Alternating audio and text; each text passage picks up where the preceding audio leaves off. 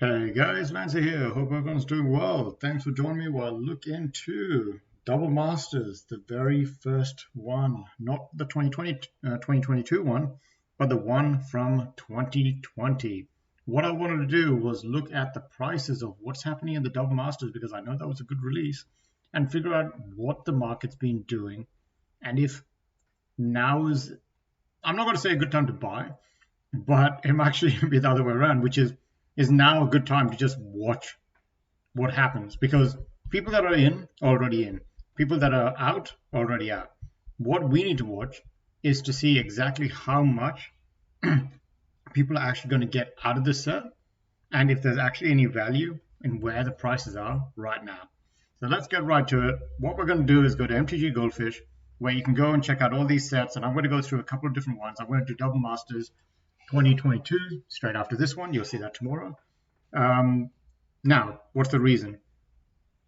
The market has been very, very focused on the new stuff that's coming out and the old stuff like the revised reserve list cards. I'll go and check those at some point because I think it's a good idea to go and check some of those cheaper cards and see exactly where the prices have ended up. But what about all the other cards that we've forgotten about that still hold a lot of value? Double Masters, when it first came out, held a lot of value. And let's follow exactly what's happened. We can actually see that because it was released in 2020, it didn't have that insane craziness. Now look at this. In 2020, if you bought Double Masters, there was a couple of months where it actually went down in value. It peaked around about Double Masters release, peaked around about $1,560, dropped down to $1,253, and then in April 2021, after the craze in some ways of revised reserve list cards and even just any cards that were sent out at that point, the Kalhan release and Zendikar, all those were picked up like crazy. Everything sold well.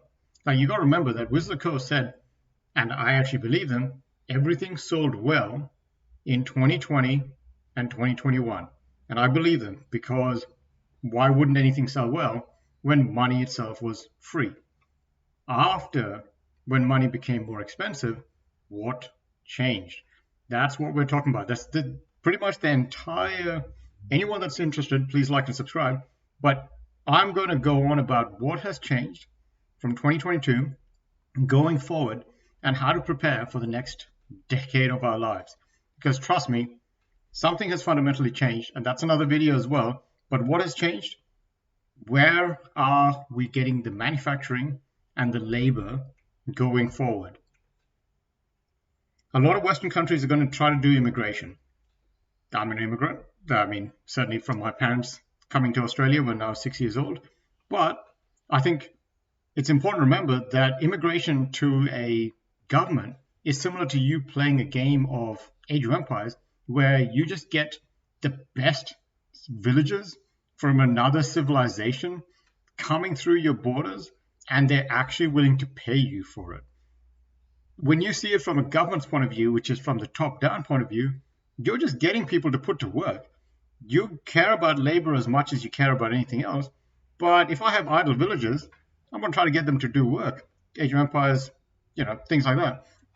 But it's for the people that are now on the ground level who are fighting for these jobs and better income that are going to get annoyed and angry about that. But that all builds up over time. Currently, as a government, you want immigration to try to solve the labor issue, and that's going to hopefully slow down inflation with suppressing wage increases. But they also bring in more money, blah, blah, blah. It's complicated. The other one is manufacturing. Because we currently, and in 2020, a lot of people just vanished from the workforce. A lot of people just gave up and never came back to work. That also increases inflation. When inflation is too high, above the 2% target that a lot of countries have, guess what? They had to increase interest rates and hold them at a very high level. And what does that do? That suppresses growth and makes money have to have value.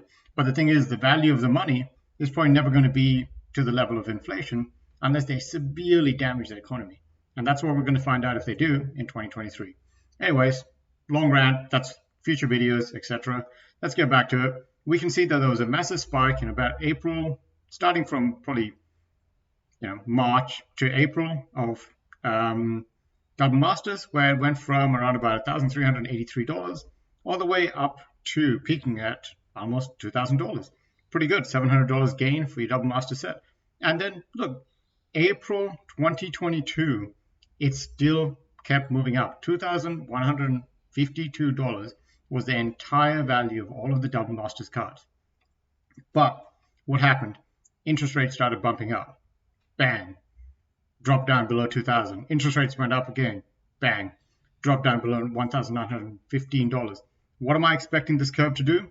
There's a lot of value in this product, but guess what? I'm expecting it to come back below its sale price when it first got released. I'm expecting Double Masters, at least as far as the cards in it are concerned. I can't tell the boxes. I'll have to keep an eye on that separately. But as the cards are concerned, I'm expecting the cards to come down in value to around about $1,500 by middle or end of 2023, unless something drastically changes from my view.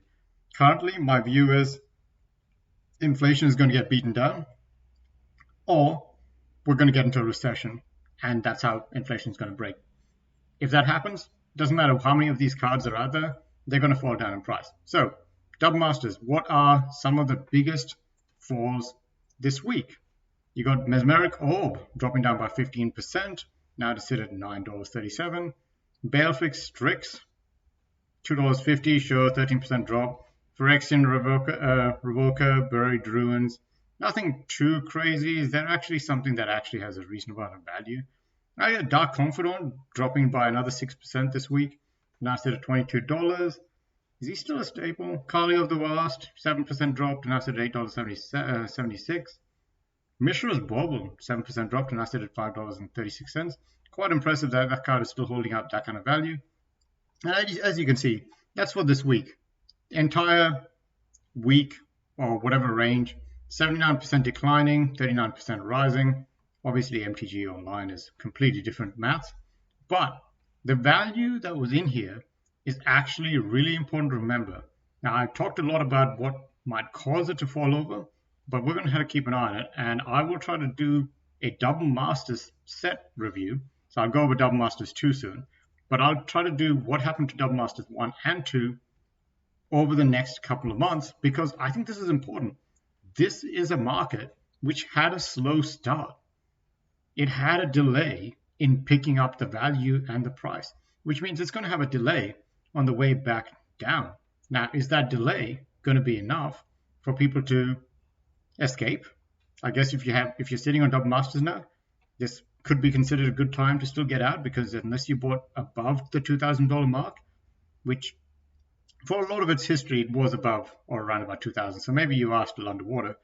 But, if you bought in that 2020 to 2021 era, you would be up. Not double, but almost double. And maybe that's not a bad way to get out again. So you can get some money and put them into some high interest savings accounts. And you should be able to find some. Even in the US, I heard that they're pretty stuffed for savings. But you should be able to find some online ones that are just online only. And they might offer you some good ones as well. Anyways, guys, quick video, just an update. Double Master 2022 coming to the next video. And we'll see what happens to this entire fancy luxury market in the next couple of months. Anyways, thanks for listening, and see you next time.